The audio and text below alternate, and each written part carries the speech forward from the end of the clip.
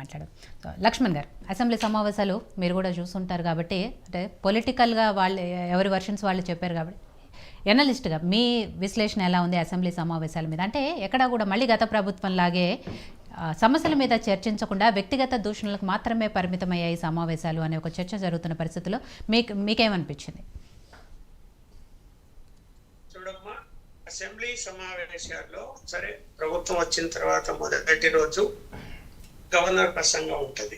సరే, గవర్నర్ ప్రసంగం అది ఎలా ఉంది అనేది ముందు మనం ప్రశ్నించుకొని, గవర్నర్ ప్రసంగానికి ధన్యవాదాలు తెలిపేటువంటి అసెంబ్లీలో రాజకీయ పార్టీలు ఎలా వ్యవహరించాయి, అధికార పార్టీ ఎలా వ్యవహరించింది అనేది మనం మాట్లాడుకోదలుచుకుంటే, గవర్నర్ గారి యొక్క ప్రసంగ పాఠము ప్రభుత్వం తయారు చేసి కేబినెట్ అప్రూవ్ చేసినప్పటికీ కూడా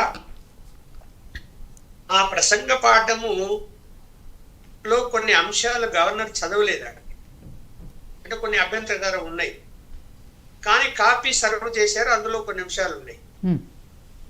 ఇక్కడ ఒక ప్రభుత్వం వెళ్ళి ఇంకో ప్రభుత్వం వచ్చినప్పుడు, సపోజ్ మనం 2014లోకి పోయినప్పుడు, అంటే కాంగ్రెస్ నుంచి రాష్ట్ర విడిపోయి బిఆర్ఎస్ గవర్నమెంట్ అంటే టిఆర్ఎస్ గవర్నమెంట్ వచ్చినప్పుడు నరసింహన్ గారు గవర్నర్ గారు ఆ రోజు కూడా ఆయన మొదటి రోజు తను ప్రసంగం చేశాడు.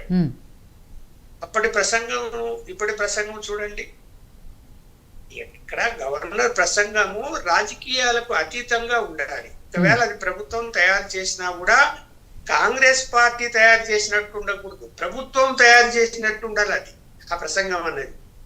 ఏం చెప్తారు మామూలుగా అందులో ప్రసంగంలో ప్రభుత్వం ఏం తయారు చేస్తాడంటే, గత ప్రభుత్వంలో ఏవైనా అభివృద్ధి కానీ సంక్షేమ పథకాలు కానీ చేసిన వాటిల్లో చేయలేని పరిస్థితుల్లోనూ మధ్యలో ఆగిపోయినటువంటి పరిస్థితులు అక్కడ ఉన్నప్పుడు రాష్ట్ర ప్రయోజనాలు దృష్టిలో పెట్టుకొని వాటిని తిరిగి అమలు చేస్తామా చేయమా, కంటిన్యూ చేస్తామా చేయమా, అనేది ఒకటి చెప్పాలి, ఖచ్చితంగా చెప్పాలి. ఎందుకు అది సంక్షేమ పథకాల అభివృద్ధి అనేది ప్రజలకు సంబంధించిన అంశం.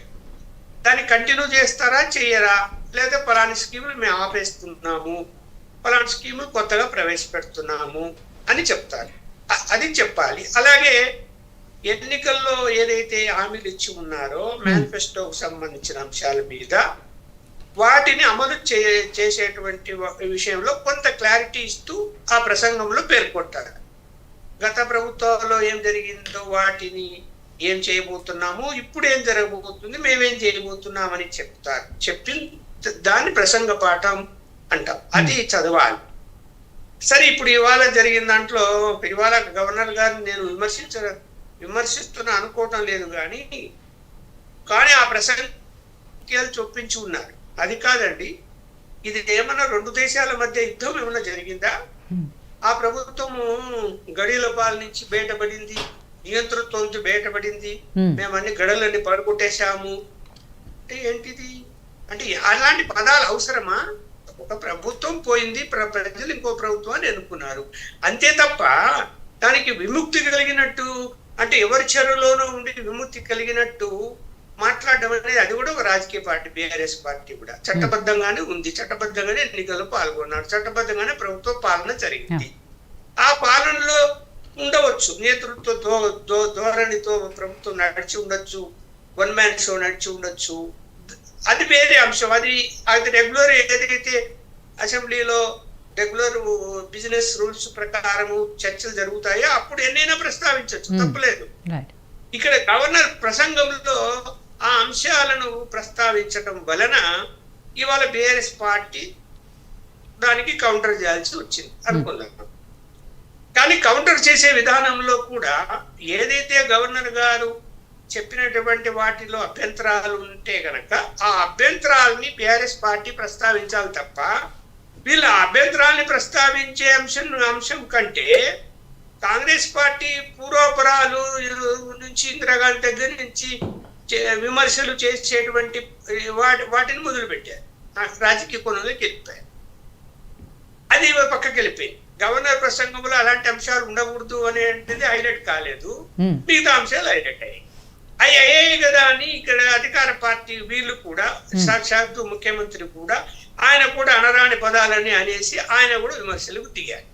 అసలు గవర్నర్ కు ధన్యవాదాలు తెలిపేటప్పుడు ఇక్కడ గవర్నర్ కు గౌరవం ఇస్తూ గవర్నర్ ప్రసంగంలోని అంశాల మీద మాట్లాడి గవర్నర్ కు ధన్యవాదాలు చెప్తారు. అందులో ఏమైనా లోపాలు ఉంటే సరిదిద్దాలని చెప్పొచ్చు, తప్పులేదు. ఏది ప్రతిపక్ష పార్టీలు అలా అధికార పార్టీ కూడా అందులో ఏమైనా అంశాలు మర్చిపోయినా లేదు క్లారిటీ అందులో, ఎందుకంటే ఒక లైన్ ప్రస్తావించి ఉంటారు, ఒక పథకం ప్రవేశపెడతామని, దాని మీద వివరణ ఇవ్వచ్చు. ఇలా ప్రవేశపెడతాము, పలానప్పటి నుంచి ప్రవేశపెడతాము, ఇంత సమయం పడుతుంది అని వివరణ ఇవ్వచ్చు.